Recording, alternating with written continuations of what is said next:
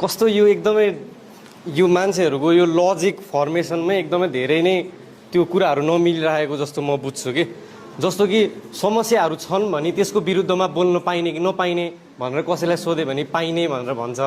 मेरो छेउको साथीलाई पनि त्यही समस्या छ, सँगै गएर भन्न जाऊँ न त त्यो पाइने कि नपाइने भन्दा पनि पाइने भनेर भन्छ।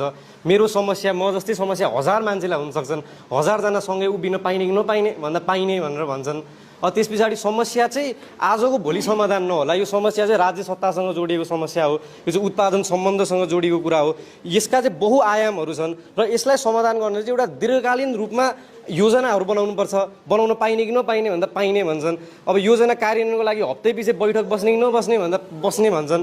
विद्यार्थी सङ्गठन चाहिँ खारेज गर्नुपर्छ भन्छन्। एकदमै मलाई त यो खै एउटा लजिकको किताब चाहिँ साथीहरूलाई उपहार दिउँ जस्तो पनि लाग्छ। अनि अर्को कुरा भनेको यो विद्यार्थी सङ्गठन र पार्टी रिलेटेड हुनुपर्छ है पर्दैन? हुनुपर्छ। किन हुनुपर्छ? सरल कुरा छ। समाजका समस्याहरू विद्यार्थी भने किन हामी छुट्टै जस्तो लाग्दो रहेछ कि मान्छेहरूलाई, मतलब हाम्रो बुझाइ हो। मैले यहाँनिर भन्न खोजेँ होइन, सामान्यतः मैले अहिलेको यो हावाको बेगमा मान्छेहरूसँग कुरा गर्दाखेरि विद्यार्थीहरू छुट्टै होइन नि, समाजभित्रै छन्। समाजभित्र भएका समस्याहरूले विद्यार्थीलाई पनि सधैँ हानि नै राख्छन्। र त्यो विद्यार्थीहरूका समस्या जस्तो फी बढ्यो, फी बढ्नुको कारण चाहिँ आरआरको प्रशासन या केयुको प्रशासन मात्र हो त? यो प्रश्न हो नि त। फी बढ्नु हुँदैन, सुलभ रूपमा चाहिँ सबैले चाहिँ शिक्षा पाउनुपर्छ, शिक्षा अधिकारको विषय हो भन्ने कुरा चाहिँ जब राज्य सत्तासँग जोडिन्छ भने राज्य सत्ता विरुद्ध बोल्ने कि नबोल्ने?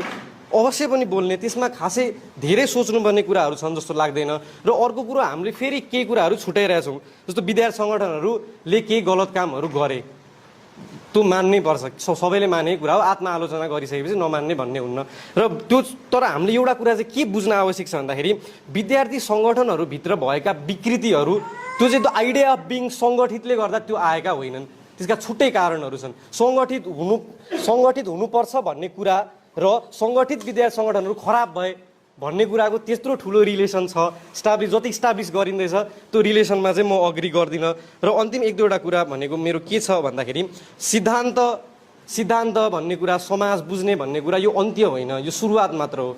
समाज रूपान्तरण बुझेर हुँदैन, बुझाइप्रति एक्ट गरेर हुन्छ।